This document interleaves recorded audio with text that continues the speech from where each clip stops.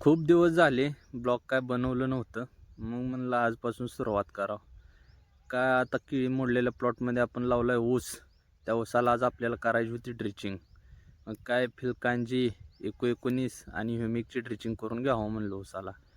15-20 दिवस झालं ऊस लावून पण ऊसाची काय ग्रोथ होईना, म्हणून म्हणलं आज आपण ड्रिचिंग करणं गरजेचं आहे. मग काय आलू प्लॉटमध्ये केलं औषध. 2 गडी आणलं होतं सकाळीच.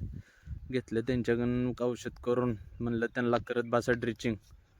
काय त्यांना म्हणलं तोपर्यंत पुढे बॅलर घेऊन जावा, मी आलो ही बॅलर भरून. बॅलर भरला, मग आलो खाली आपल्या नवीन लावलेल्या प्लॉटमध्ये फिरण्यासाठी. काय नवीन प्लॉट चिटकला होता चांगला. आपला जानेवारीची लागवड केली. आता वरचा एक जी जुना प्लॉट होता ती मोडला आणि खाली आता वाढवलंय सगळं. वर आता 5 एकर ऊस, बाकी सगळी राहिलेली केळी केली. काय आलो खालच्या कडपर्यंत बघत. म्हणलं आता किती तुटाळ झाली ती, कोणत्या ह्याच्यावर जरा अडचण आहे, आळी वगैरे आली का बघा, म्हणून आलो बघायला. काय आलो बघत फिरलो जरा वेळ. गवत पण उगवायले, आळी पण आलती थोडी. मग काय बघितलं, आलो खालच्या कडपर्यंत बघत. तर इतके दिवस ब्लॉग ह्यासाठी बनवलं नव्हतं की आपल्या मोबाईलचं बटन खराब झालं आणि टाईम पण जास्त भेटत नव्हता.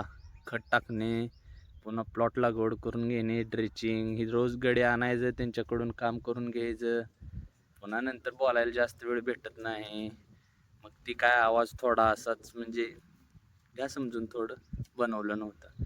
मग काय जुन्या प्लॉटमधले आता केळी उतरायला आली, त्यात बघायला आलो, फिरलो जरा वेळ. बघितलं कुठं बुरशी वगैरे आली का.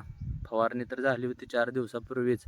मग म्हणलं आता उद्या गाडी बोलवावं लागते केळी उतरायला. मग काय टाईम झाला तर तोपर्यंत आलो वरच्या प्लॉटमध्ये. ह्यांची बी ड्रिचिंग झाली ती कंप्लीट करून. मग काय म्हणलं करून टाकावं सुट्टी. आता केली सुट्टी, आता उद्या गाडी येते. भेटतो आता उद्या नवीन ब्लॉगसोबत. सपोर्ट करत जावा, फॉलो पण करा. धन्यवाद.